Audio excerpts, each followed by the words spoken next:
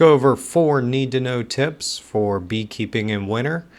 Keeping in mind that this is basically for my area in North Carolina, but I will try and touch on things that others do in other areas.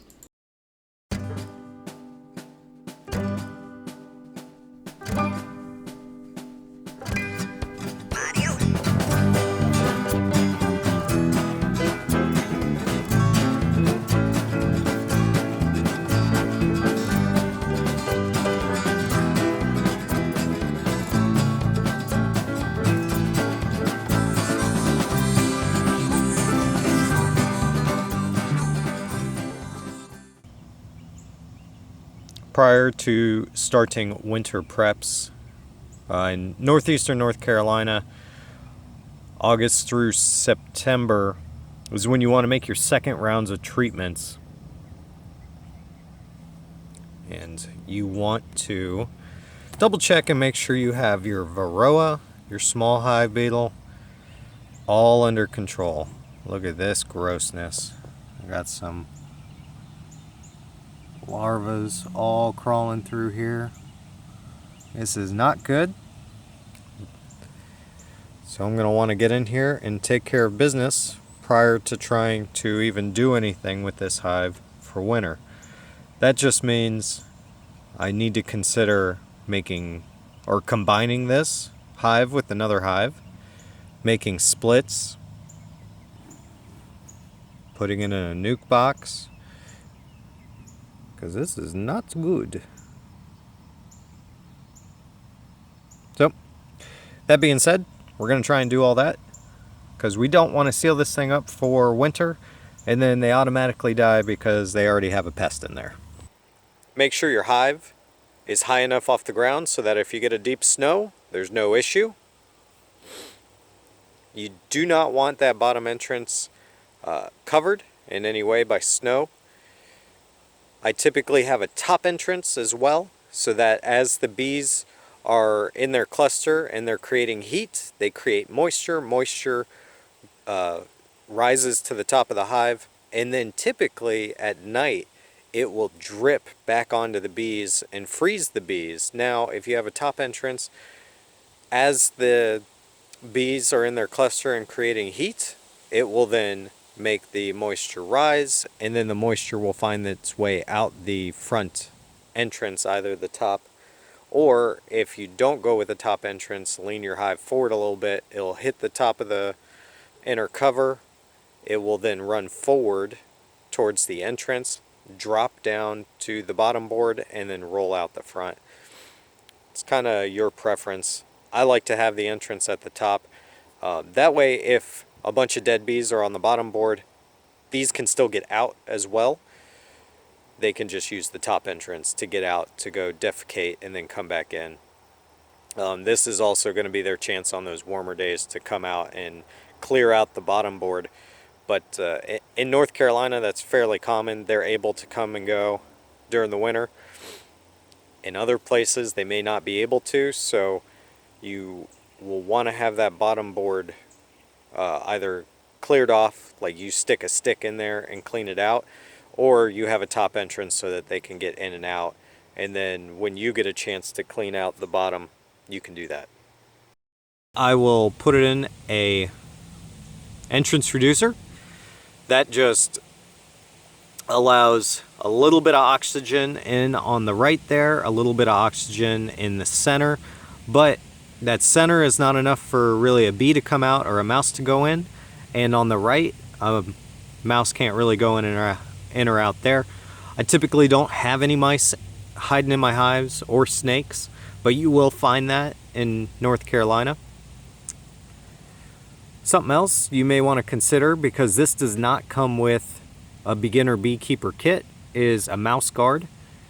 It's easy to just go ahead and get one, install it, and have that have plenty of ventilation, and you have that security of you don't have to deal with that when it comes to spring, trying to fish a mouse out of there. Remove your top feeders. Any sort of feeder that you have, remove it. You should be at this point done with having feeders. Now, when we're doing winter prep, it's not all in one day. Okay, you have to make a judgment call. You can stick in your entrance reducer sometime before Halloween, which I would suggest doing. After you're done with your harvest, you do your varroa treatments. You put your entrance reducers in when you're done doing your varroa treatment. And then as you're monitoring, you have your entrance reducer in. And then if you decide you need another varroa treatment, go ahead and do it. Take your entrance reducer out. When you're done, stick it back in. So that's kind of before Halloween in my area. And then after Halloween, you start making a judgment call of, am I still feeding 2 to 1? Am I feeding 1 to 1? What am I doing? Are we switching to hard candy yet? Now, that's all based off of judgment calls, the weather, and how your bees are actually doing. If your bees are full up and all of their cells are getting full of brood, getting full of bee bread and everything else, then I wouldn't even feed. I'd say, hey, you're full, you're good to go. Let's keep going. It should be 1 frame of brood per 1 frame of resources. Okay? So resources are your bee bread and your honey. Okay? Nectar is, yeah, it's a resource, but I'm thinking more bee bread and honey, because your bee bread's going to feed your larvae and your honey's going to feed your bees. So there you go. At this point, I'd take, so that's after Halloween, I'd take out my feeder, especially after my judgment calls. I'd take off my feeder. And then once I have my feeder off, we go to the next tip. My next tip for this area is going to be a feeder board, top feeder. And what this is it's a deeper inner cover. Try and get a better view. Deeper inner cover. It's got insulation, it's got a top entrance, and it's got a place for hard candy. So you can fill about 1 inch of hard candy or 3/4 of hard candy in there, and it will stay. You set it on top of your hive, and now we're talking, we have brood chamber that has lots of capped brood. It's got your resources, your whole hives, or your colony is right there. Above it, you should have mainly resources. You might have some eggs, larvae, stuff like that in there as well, but mainly resources. And then above it, you'll have your emergency resources. That's what you make as a beekeeper to make sure your bees get through. So your bees should, at the beginning of winter, start out at the bottom. They're covering their capped brood. They're going to be eating the resources on the left and the right of the brood's nest. And then as everybody emerges, the queen's not laying anymore. So all of these cells will eventually end up empty. And then they'll start moving up. Now they're going to eat left and right again because the sun, right? So we're facing our hive south. So sun rises in the east, sets in the west. So during the beginning of the day, you'll notice later on I'll have some FLIR images and other videos, but the hives will, or the colony will start out on the left side of the box, and throughout the day they'll move over to the right side of the box. Okay? And then they'll just eat resources back and forth the rest of the winter. If that runs out and there's still a colony in here and they're still alive and kicking, I want to make sure I have my emergency resources. That's going to be the hard candy at the top. Now, then they'll be all cling to the top here. And when they're cling to the top, they're going to be eating that food.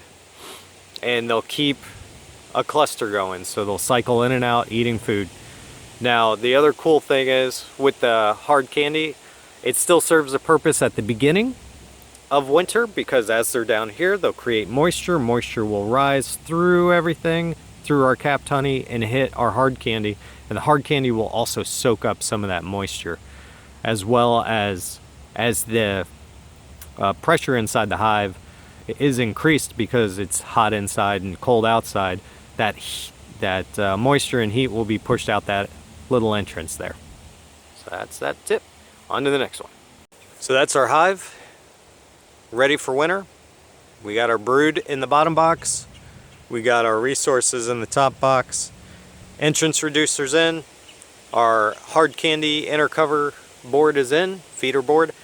And then I put a cinder block on top. The only thing that needs to change here in this situation is I need to raise this hive up about 2 or 3 feet, maybe less, just because we get a ton of rain here in North Carolina on the northeastern coast.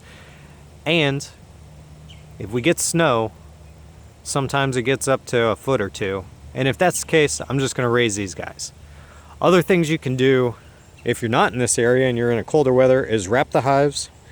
I typically will just take some more of that insulated material that I used for the inner cover, and I'll just put it on all 4 sides of the hive, and then I just use painter's tape and I wrap it around. If you need to use that black, it's almost like cut up some black trash bags and just wrap them around and tape them together. That way the sun is also heating up those bags, which will heat up your hive. But that's pretty much it. You could strap down your hive if you get a lot of snow and high winds during the winter. The only thing that I would recommend, because when I was a beginner beekeeper I messed this up, is when you get snow on top of the hive and it gets real thick, leave it there. It becomes an insulation. I would come out and wipe it all off because I'm thinking, oh, I got metal, I need the sun to heat up my metal. That's not the case. Leave the snow on, leave it around the hive, and it will insulate your hive a little bit better.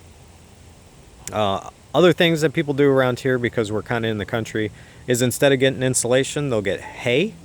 You put a couple hay bales around it, and it keeps your hives nice and warm, and then you get snow around that, and you got even more insulation. So there's a couple tips.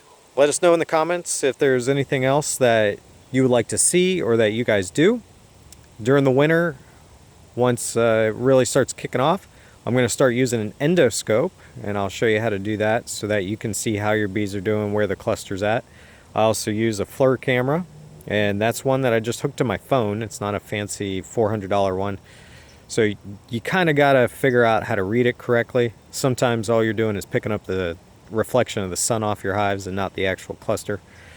But yeah, it's going to be a lot of videos during the winter. We're going to be building stuff, showing you how all of that's done. A way to take your nuke boxes and turn them into swarm traps without doing a whole lot of modification. I'm super excited to get all this stuff going. All right.